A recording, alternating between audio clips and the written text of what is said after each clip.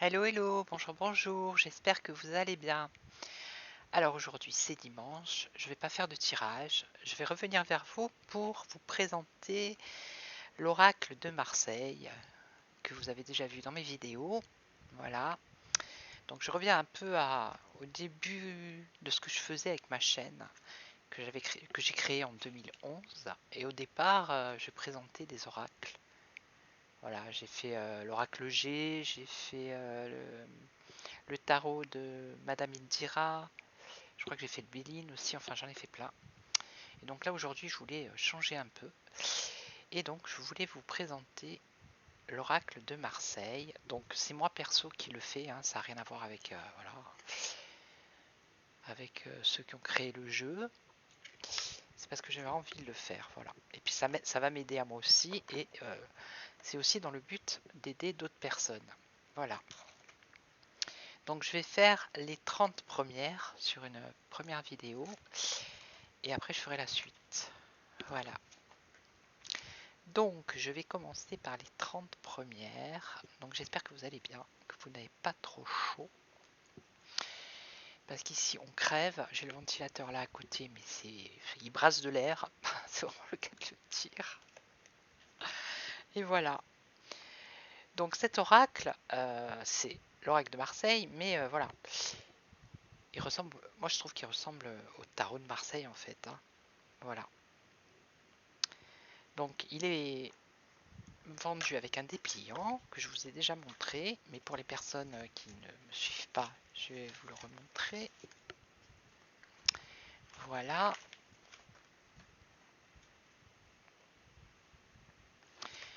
Et donc moi, comme j'en avais marre de faire comme ça, comme ça, comme ça, comme ça, j'ai demandé à mon homme, qui est exceptionnel, de me faire des petites photocopies, vous voyez.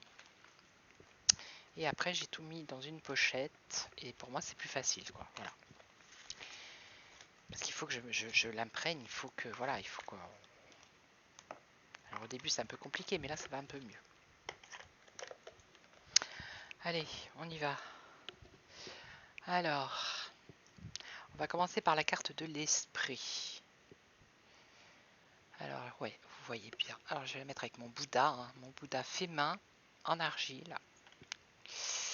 Mon Bouddha adoré. Donc voilà, ça c'est la carte, l'arcane de l'esprit. Ok. Donc cet arcane. Donc, avant, je voulais vous dire que l'Oracle de Marseille, ils ont un site, hein, internet, oracledemarseille.com. Donc vous pouvez trouver les significations euh, comme celle-ci, mais il y a encore plus, c'est encore plus long, quoi. Voilà, si ça vous intéresse, ou même aller l'acheter. Alors, l'esprit. L'esprit guide celui qui est ouvert à ses enseignements, lui offrant la sagesse et la clairvoyance pour naviguer dans les chemins de la vie. Donc c'est la clairvoyance, ça. Okay. Il rappelle que la connaissance est le véritable pouvoir et que l'ouverture d'esprit est la clé pour atteindre la paix intérieure.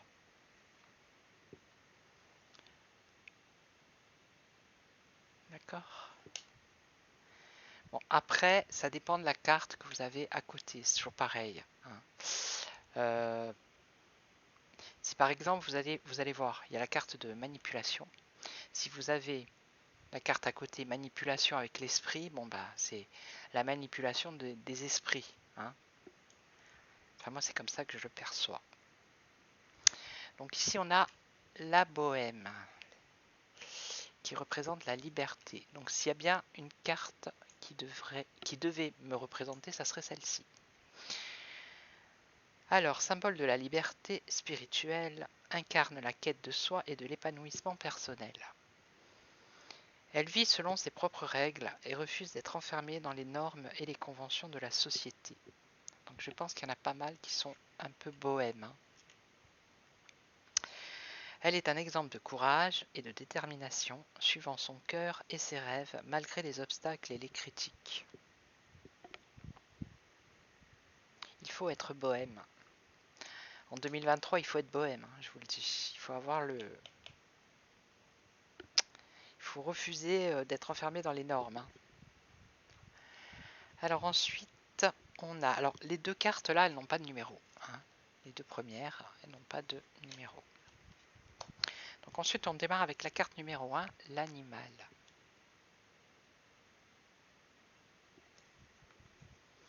Qui représente l'instinct animal, donc l'intuition. Nous rappelons que nous sommes tous connectés à nos émotions primaires. Il nous rappelle de suivre notre cœur et nos instincts, plutôt que de se fier uniquement à la raison et à la logique. Il nous rappelle que la force et la sagesse se trouvent dans l'harmonie et les forces de la nature.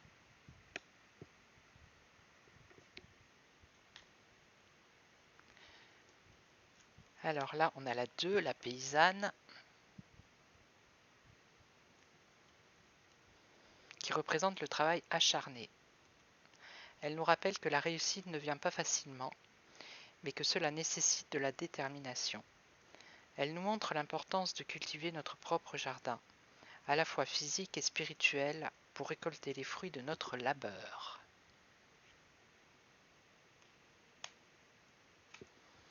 Alors j'espère qu'ils ne vont pas me faire sauter la vidéo parce que la reine est un peu à torse nu, on va dire. Hein. Donc la reine représente la sagesse, la maturité et l'équilibre émotionnel. Elle est le symbole de la mère, de la protectrice et de la conseillère. Elle incarne également l'intuition, la créativité et la méditation. Elle invite à écouter son cœur et à suivre son intuition. L'intuition féminine. Là, on a le roi qui représente l'autorité, la responsabilité et l'équilibre logique. Il est le symbole du père, du leader et du protecteur. Il incarne également l'ambition, la sagesse et la discipline. Il invite à utiliser sa raison et sa volonté pour prendre des décisions justes et agir avec détermination pour atteindre ses objectifs.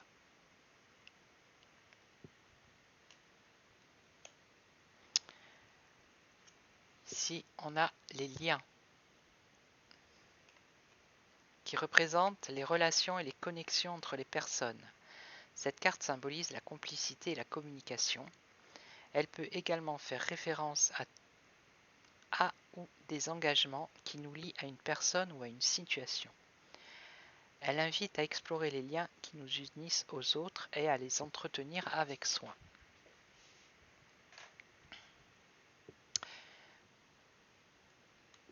Ensuite, on a les amoureux qui représentent la passion. Cette carte symbolise l'engagement et la fusion.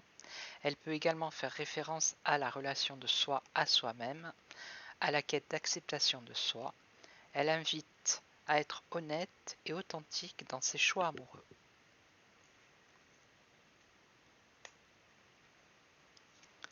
Alors là, on a le troubadour qui est porteur de la tradition de l'art et de la poésie et de la musique. Incarne la passion et la quête de l'amour véritable. Il invite à suivre son cœur et à s'engager en sachant que les obstacles peuvent être surmontés grâce à la créativité et à la persévérance.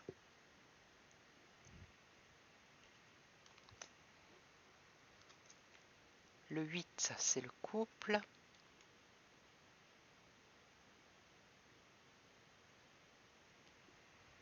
Qui symbolise symbole de l'union et de l'harmonie, représente l'amour et la complicité. Il invite à trouver sa moitié, à construire une relation solide et à cultiver l'harmonie dans les rapports amoureux. Il rappelle que l'amour est une force puissante qui peut nous aider à surmonter les obstacles et à réaliser nos rêves à deux.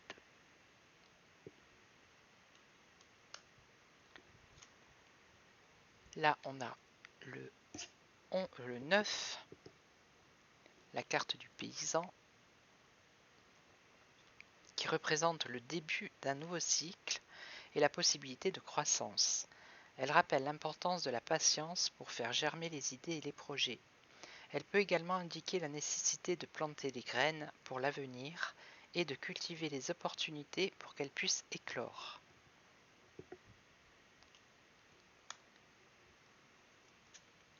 La 10, le puzzle,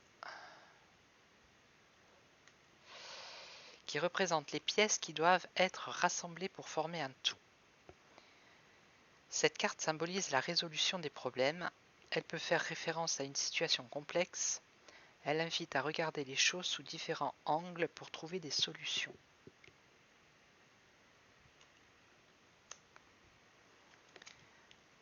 Alors la 11, c'est l'enfant. Symbole d'innocence et de pureté, représente la naissance de nouvelles idées. Il invite à retrouver notre spontanéité et notre curiosité. Il nous rappelle l'importance de conserver notre émerveillement et de garder notre cœur ouvert à toutes les possibilités. Donc là c'est pareil, si vous posez une question sur un enfant, ou qui concerne les enfants et que la carte elle sort enfant, donc voilà, c'est l'enfant. Non, je dis ça parce que peut-être qu'il y a des nouvelles personnes qui, voilà, qui s'intéressent à la voyance. Alors ensuite, on a l'engrenage. L'engrenage. Symbole de mécanisme et de complexité. Représente les forces qui nous entraînent dans un cycle incessant d'action et de conséquences. Il invite à être conscient des conséquences de nos actions et à prendre des décisions éclairées. Il rappelle que nos choix ont une influence sur notre vie et celle des autres.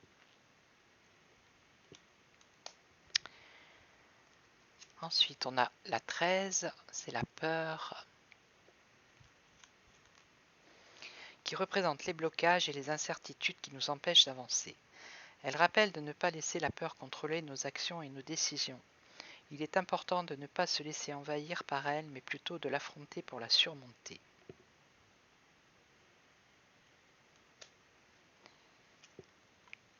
La victime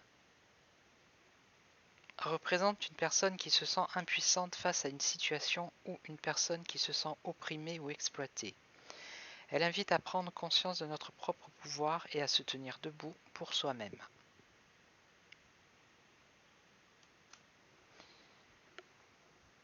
Le bourreau, la 15,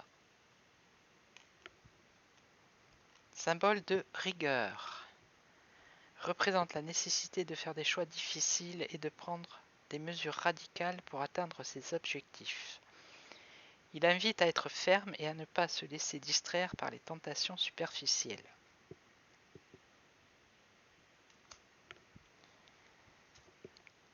La 16, c'est le sauveur. Donc moi, ça me fait penser à l'archange Michel, Saint-Michel, bon Saint-Michel, avec le dragon là. Donc pour moi, c'est lui là, le sauveur. Symbole de courage et de générosité, représente la capacité à aider les autres et à être un guide pour les personnes en détresse. Il invite à être un leader, un mentor et à donner de soi pour les autres. Il nous incite à être humble, à écouter les autres et à être toujours prêt à aider. Alors ça s'assombrit, le temps s'assombrit, il y a des nuages. Alors si j'allume la lumière comme ça change rien du tout.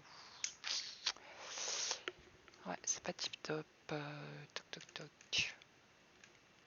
Parce que si je tourne un peu le... Non, ça va rien changer. Bon, bah c'est pas grave, on continue comme ça. Quoi d'autre? J'en étais où? 15, 16, 17, l'étoile. L'étoile, c'est le numéro 17. D'accord? 17, c'est la 17e lettre de l'alphabet. Alors, la carte de l'étoile représente l'espoir, la guidance et la lumière dans les moments sombres. Elle rappelle de suivre son intuition pour atteindre ses aspirations. Cette carte peut indiquer un moment de réalisation personnelle, une période d'abondance et de succès ou une aide extérieure pour réaliser ses objectifs.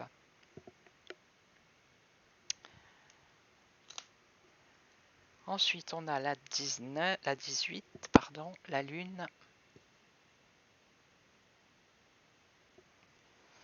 qui représente l'inconscient, les émotions et les peurs. Elle symbolise l'intuition, l'instinct. Elle invite à explorer les émotions profondes qui se cachent dans l'inconscient et à accepter ses peurs pour pouvoir les surmonter.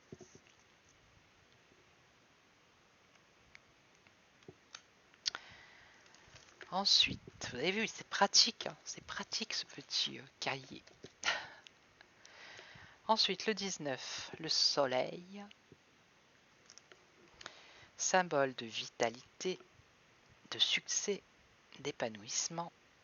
Il invite à rayonner de confiance et d'optimisme, à laisser briller notre vraie nature et à vivre pleinement notre vie.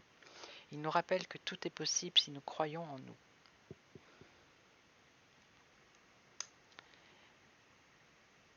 Et là, on a la 20 qui est la manipulation. Donc je vais arrêter à la 20 et je vais faire une deuxième partie pour aller... Ouais, je vais faire 20, 40 et le reste, parce que sinon ça va être trop long. Donc la carte de la manipulation représente la capacité de contrôler les autres ou les situations. Elle symbolise l'influence, la persuasion, l'utilisation de tactiques de manipulation et l'abus de pouvoir. Elle peut également faire référence à une situation ou à une personne qui cherche à nous contrôler. Voilà. Donc, je fais la deuxième partie de la 20 à la 40. La 40. 40. Et après, je ferai de la 40 à la 60. Voilà. Et après, je ferai les autres. Allez, je vous retrouve pour la deuxième partie.